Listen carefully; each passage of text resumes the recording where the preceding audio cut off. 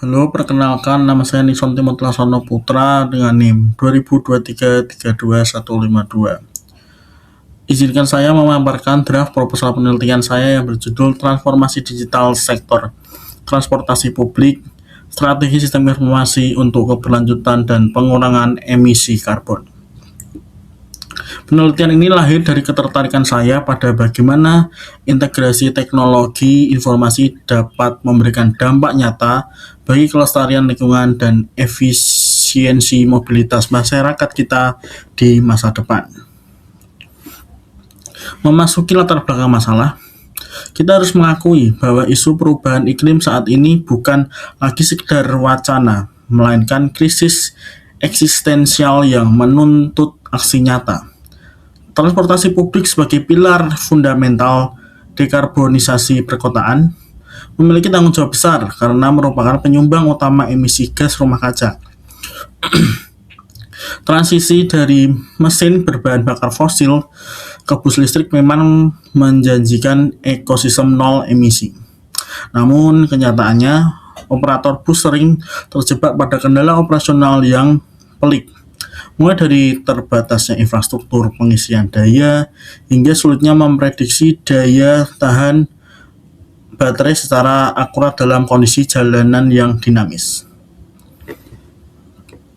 Apa yang sebenarnya menjadi masalah utama dalam riset ini? Yang pertama adalah fenomena fragmentasi sistem informasi. Saat ini sistem tiket, monitoring armada, dan manajemen energi sering berjalan sendiri-sendiri, sehingga data tidak dapat diolah menjadi wawasan strategis yang utuh. Yang kedua, adanya bias literatur global. Kebanyakan riset hanya berfokus pada kondisi di negara maju dengan infrastruktur yang sudah mapan. Padahal negara berkembang memiliki karakteristik unik seperti kepadatan lalu lintas yang ekstrim dan kestabilan daya listrik yang berbeda, yang memerlukan strategi sistem informasi yang jauh lebih adaptif dan kontekstual. Berdasarkan kompleksitas tersebut, saya menetapkan 4 rumusan masalah utama sebagai koridor penelitian ini. Saya ingin membedah komponen teknologi digital inti dan struktur data apa yang paling efektif untuk pengelolaan sistem transportasi rendah karbon. Lebih jauh lagi, saya ingin mengevaluasi bagaimana penggunaan analitik, prediktif, dan optimasi waktu nyata dapat secara signifikan meningkatkan efisiensi ekonomi bagi operator bus itu sendiri. Saya juga akan mencari bukti yang kuat dalam literatur yang menghubungkan sistem informasi dengan pengurangan emisi karbon yang dapat terukur secara akurat, sembari memetakan celah-celah validitas data yang ada saat ini. Selaras dengan rumusan masalah yang tadi, tujuan penelitian ini dirancang untuk memberikan solusi konkret. Pertama, saya bertujuan menyediakan taksonomi teknologi digital yang jelas bagi para pemangku kepentingan. Yang kedua, saya ingin merumuskan strategi sistem informasi yang mampu mengoptimalkan konsumsi energi melalui sistem pemeliharaan prediktif.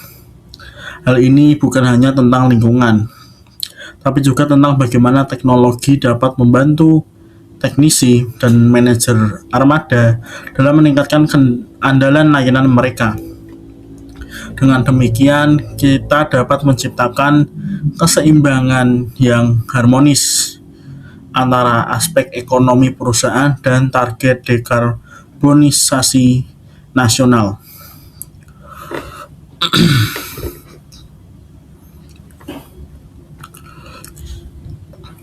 Berbicara mengenai landasan teori, penelitian ini berakar pada konsep smart mobility dan transformasi digital. Kita harus melihat transformasi ini bukan hanya sebagai digitalisasi administrasi, melainkan perubahan paradigma menuju sistem transportasi yang berkelanjutan dan efisien. Infrastruktur vital dalam hal ini adalah cyber physical system, yang dimana kendaraan fisik terhubung secara cerdas dengan pusat data melalui IoT atau Internet of Things. Integrasi ini memungkinkan pemantauan parameter vital secara real time, yang menjadi kunci utama bagi pengambilan keputusan yang cepat dan tepat sasaran di tengah operasional yang sudah serba cepat sekarang ini ya. Salah satu bagian menarik dalam tinjauan pustaka saya adalah perbandingan antara model plug-in charging konvensional dengan battery swapping atau penukaran baterai itu ya. Model penukaran baterai muncul sebagai solusi atas lamanya waktu pengisian daya yang seringkali merugikan jadwal operasional bus.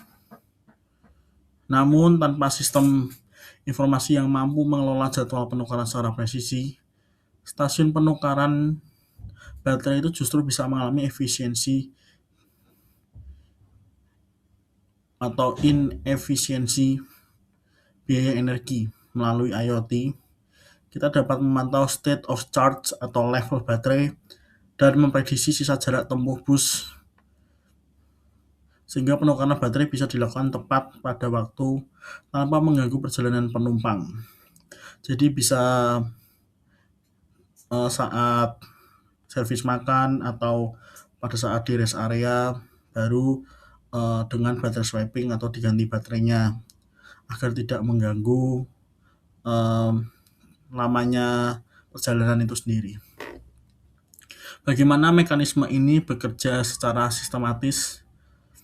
Dalam kerangka berpikir saya, input utamanya adalah aliran data real time dari sensor IoT di bus, seperti lokasi GPS dan kecepatan rata-rata yang ditempuh oleh sopir. Data ini kemudian diproses menggunakan algoritma optimasi untuk menghitung estimasi jarak tempuh dan mencocokkannya dengan lokasi stasiun penukaran yang paling terdekat. Hasilnya atau outputnya adalah rekomendasi keputusan yang akurat bagi pengemudi. Dari sini saya mengajukan hipotesis bahwa implementasi sistem monitoring berbasis IoT ini akan berpengaruh positif terhadap akurasi prediksi daya dan secara signifikan mampu meminimalkan downtime atau waktu henti armada akibat ketidakpastian ketersediaan baterai. Jadi kalau waktu henti armadanya lama, kan kasihan juga penumpangnya. Jadi ada estimasi waktu kan dari Bekasi ke Jogja atau PP itu kan ada estimasi waktu agar penumpang tidak lama-lama di jalan. Oke, untuk menjawab semua tantangan ini, saya menggunakan metodologi Systematic Literature Review atau SLR. Pendekatan kualitatif deskriptif ini memungkinkan saya untuk melakukan analisis yang terukur dan transparan terhadap output intelektual dari para ahli di seluruh dunia. Saya membatasi pencarian pada literatur ilmiah global periode 2020 hingga 2025 dari pangkalan data ternama seperti Science Direct dan IEEE Export.